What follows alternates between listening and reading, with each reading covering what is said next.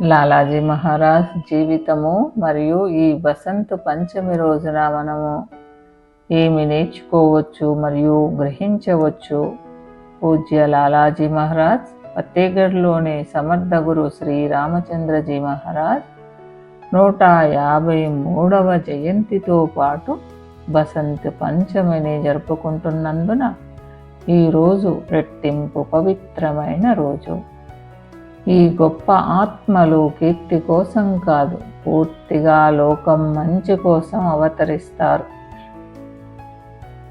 లాలాజీ మహారాజ్ పురాతన ప్రాణావతి వ్యవస్థను సరళీకృతం చేసిన మార్గదర్శకుడు. ఇది అత్యున్నత స్ఫూర్తినిచ్చింది.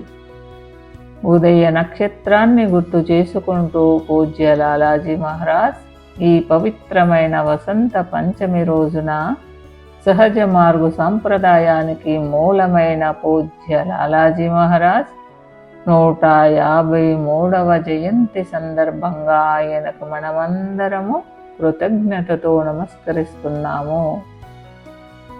లాలాజీ వ్యక్తిగతీకరించబడిన ప్రేమ యొక్క స్వరూపం. ఆయన కేవలం ఆధ్యాత్మికతను బోధించలేదు, ఫతేగఢ్ యొక్క ఇరుకైన సందులలో ఆయన దానిని జీవించాడు. ఒక వ్యక్తి తన లక్ష్యాన్ని నెరవేరుస్తూనే సాక్షాత్కారాన్ని శిఖరాన్ని చేరుకోగలడని నిరూపించాడు. ఒక వ్యక్తి తన లక్ష్యాన్ని నెరవేరుస్తూనే సాక్షాత్కార శిఖరాన్ని చేరుకోగలడని నిరూపించాడు. నీ కోరికలకు బానిసవుగా ఉండకు, నీ విధికి యజమానిగా ఉండు. పూజ్య లాలాజీ మహారాజ్.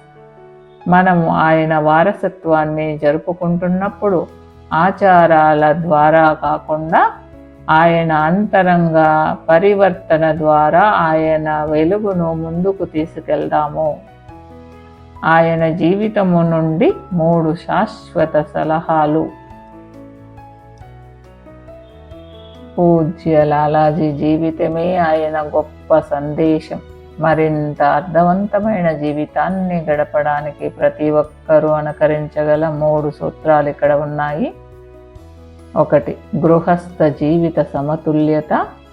లాలాజీ ఒక వినయపూర్వకమైన కుటుంబ వ్యక్తిగా జీవించాడు. దేవుడిని కనుగొనడానికి మనం హిమాలయాలకు పారిపోవలసిన అవసరము లేదని ఆయన బోధించాడు.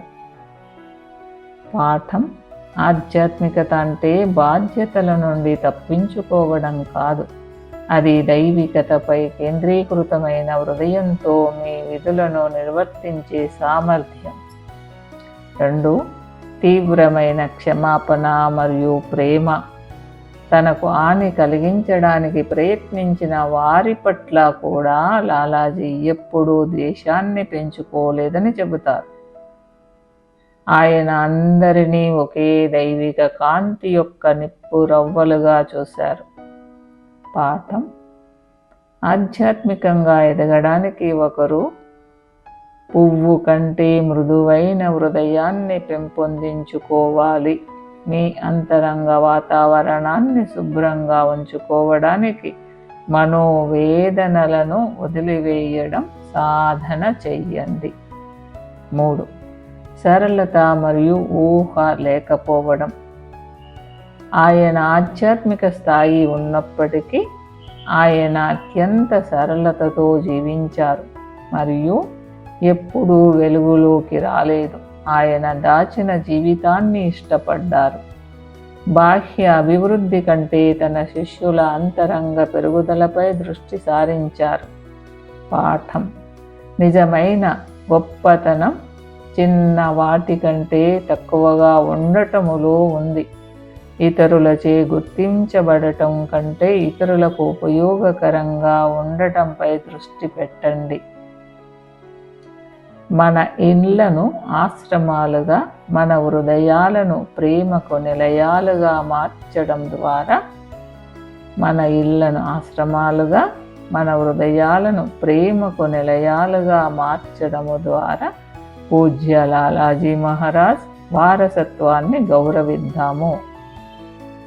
మన ప్రాపంచిక విధులను అంతర్గత నిశ్శబ్దముతో సమతుల్యం చేసుకోవడము ద్వారా వసంతాన్ని శాశ్వత స్థితిగా మార్చగలం.